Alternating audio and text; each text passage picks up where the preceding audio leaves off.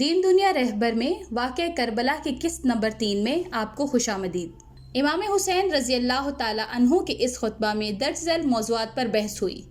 امام علی رضی اللہ تعالی عنہ اور خاندان عصمت و طہارت کی فضیلت اور ان آیات اور روایات کو بیان کیا ہے جن میں اہل بیت رضوان اللہ علیہ مجمعین خاص کر امام علی رضی اللہ تعالی عنہ کی فضیلت بیان ہوئی ہے۔ منجملہ ان فضائل میں صد ابواب واقع غدیر خم مبالغہ، امام علی کے ہاتھوں خیبر کی فتح اور حدیث ثقلین، امر بالمعروف اور عن المنکر کی طرف دعوت اور اسلام میں اس وظیفے کی اہمیت، ستمگروں اور مفسدین کے خلاف قیام کرنے کو علماء کی اہم ذمہ داری قرار دیتے ہوئے ان کے خلاف علماء کے سکوت اور خاموشی کے نقصانات اور علماء کا اس الہی وظیفہ کی انجام دہی میں سہل انگاری کے بھیانک نتائج۔ امام حسین رضی اللہ تعالی عنہ خطبہ کے آخر میں فرماتے ہیں، خدایا جو کچھ ہم سے سرزد ہوتے ہیں اسے تو جانتا ہے۔ یہ چیز حکومت حاصل کرنے اور دنیا کی بے ارزش مال و دولت کے حصول کے لیے نہیں تھا،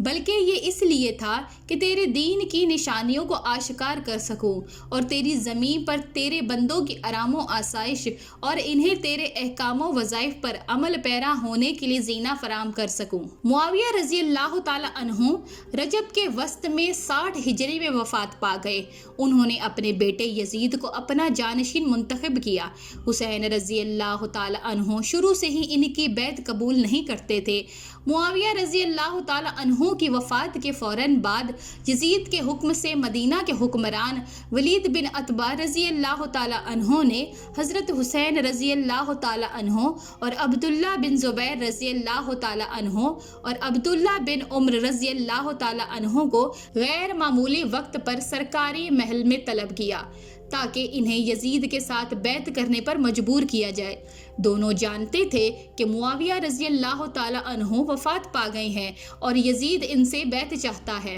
عبداللہ رات کو مکہ چلے گئے، لیکن حضرت حسین رضی اللہ تعالی عنہ اپنے پیروکاروں کے ساتھ دربار تک گئے اور معاویہ رضی اللہ تعالی عنہ کی تعزیت کی، لیکن انہوں نے اس عذر کی وجہ سے یزید سے بیعت خفیہ نہیں، عوام میں ہونی چاہیے، بیعت 2 دنوں کے لیے ملتوی کر دی۔ لیکن مروان جو چاہتا تھا کہ اگر حسین رضی اللہ تعالی عنہ اجلاس چھوڑ کر چلے گئے تو وہ جنگ لڑے بغیر نہیں پہنچ سکتے ہیں، اس لیے اس نے ولید رضی اللہ تعالی عنہ سے کہا کہ وہ بیعت کرنے کے لیے حضرت حسین رضی اللہ تعالی عنہ کو قید کرے ورنہ ان کو فوری طور پر قتل کر دے۔ آخرکار حضرت حسین رضی اللہ تعالی عنہ اپنے گھر والوں کے ساتھ رات کے وقت مکہ چلے گئے، لیکن انہوں نے غیر معروف راستہ اختیار نہیں کیا بلکہ مرکزی سڑک کے ذریعے مکہ گئے۔ اس سفر کے دوران میں خواتین اور بچے حضرت حسین رضی اللہ تعالی عنہ کے بھائی اور حسن رضی اللہ تعالی عنہ کے بیٹے ان کے ساتھ تھے۔ محمد حنفیہ ان کے ساتھ نہیں آئے اور بار بار حسین رضی اللہ تعالی عنہ کو متنبہ کیا کہ کربلا نہ جائیں جب تک کہ انہیں عراقی عوام کی وفاداری کا یقین نہ ہو جائے۔ امام حسین رضی اللہ تعالی عنہ نے کوفیوں کے خطوط آنے کے بعد مسلم بن عقیل کو کوفہ روانہ کیا تاکہ وہ اصل صورتحال معلوم کریں۔ مسلم کے کوفہ پہنچنے کے پہلے ہی دن 12,000 کوفیوں نے آپ کے ہاتھ پر بیعت کر لی۔ کوفے کے اموی حاکم بشیر نے ان کے ساتھ نرمی سے کام لیا۔ کوفیوں کے جذبات سے متاثر ہو کر مسلم بن عقیل رضی اللہ تعالی عنہ نے امام حسین کو کوفہ آنے کا خط لکھا۔ ان حالات کی بنیاد پر یزید نے فوراً نعمان کو معزول کیا اور عبید اللہ بن زیاد کو کوفے کا حاکم مقرر کر دیا۔ کوفہ پہنچ کر اس نے اعلان کیا کہ جو لوگ مسلم بن عقیل رضی اللہ تعالی عنہ سے اپنی وفاداریاں توڑ لیں گے انہیں امان دی جائے گی۔ اس کے بعد ہر محلے کے رئیس کو بلایا اور اسے اپنے اپنے علاقے کے امن و امان کا ذمہ دار قرار دے کر مسلم بن عقیل رضی اللہ تعالی عنہ کی جائے پناہ کی تلاش شروع کر دی۔ اس وقت مسلم بن عقیل رضی اللہ تعالی عنہ ایک محب اہل بیت ہانی بن عروہ کے ہاں چلے گئے۔ عبید اللہ بن زیاد نے ہانی کو بلا کر مسلم کو پیش کرنے کے حکم دیا اور ہانی نے انکار کر دیا، جس پر انہیں قید میں ڈال کر مار پیٹ کی گئی۔ معاویہ رضی اللہ تعالی عنہ کی موت کے خبر نے کوفیوں میں خوشی پیدا کر دی جو زیادہ تر شیعہ تھے۔ کوفے کے شیعہ رہنما سلیمان ابن سرد خزاغی کے گھر جمع ہوئے اور حضرت حسین رضی اللہ تعالی عنہ کو ایک خط میں معاویہ رضی اللہ تعالی عنہ کی حکمرانی کے خاتمے پر خدا کا شکر ادا کیا۔ معاویہ رضی اللہ تعالی عنہ کو ناجائز خلیفہ اور غضب کنندہ کہا اور انہوں نے اعتراف کیا کہ اب وہ بنو امیہ کی حکومت کو برداشت نہیں کرتے ہیں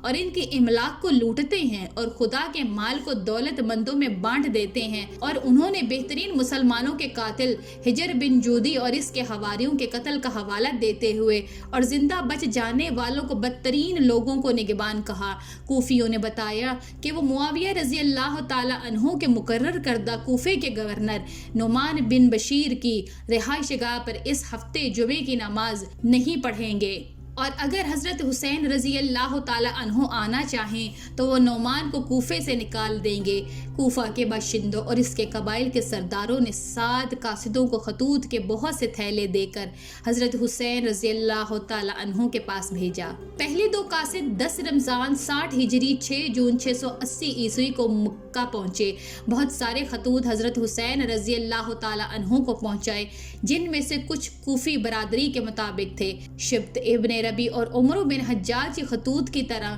جو کربلا میں حضرت حسین رضی اللہ تعالی عنہ کے ساتھ جنگ میں گئے تھے، اس کے جواب میں حضرت حسین رضی اللہ تعالی عنہ نے لکھا کہ وہ ان کے اتحاد کے احساس کو سمجھتے ہیں اور کہا کہ امت کو امام کو چاہیے کہ وہ خدا کی کتاب کے مطابق کام کریں، املاک کو ایمانداری سے تقسیم کریں اور خدا کی خدمت کے لیے خود کو وقف کر دیں۔ تاہم کچھ کرنے سے پہلے انہوں نے اپنے کزن مسلم بن عقیل رضی اللہ تعالی عنہ کو وہاں صورتحال کی چھان بین کے لیے بھیجا۔ رسول جعفریان علی رضی اللہ تعالی عنہ اور حسن رضی اللہ تعالی عنہ کے زمانے میں کوفیوں کی بری تاریخ کا ذکر کرتے ہوئے یہ دلیل دیتے ہیں کہ تاہم یزید کی اپنے قتل کی سازش کے بارے میں حضرت حسین رضی اللہ تعالی عنہ کو علم حاصل تھا۔ اس وقت حضرت حسین رضی اللہ تعالی عنہ کے لیے اس سے بہتر کوئی اور راستہ نہیں تھا، کیونکہ مثال کے طور پر حکومت کے اثر و رسوخ کی وجہ سے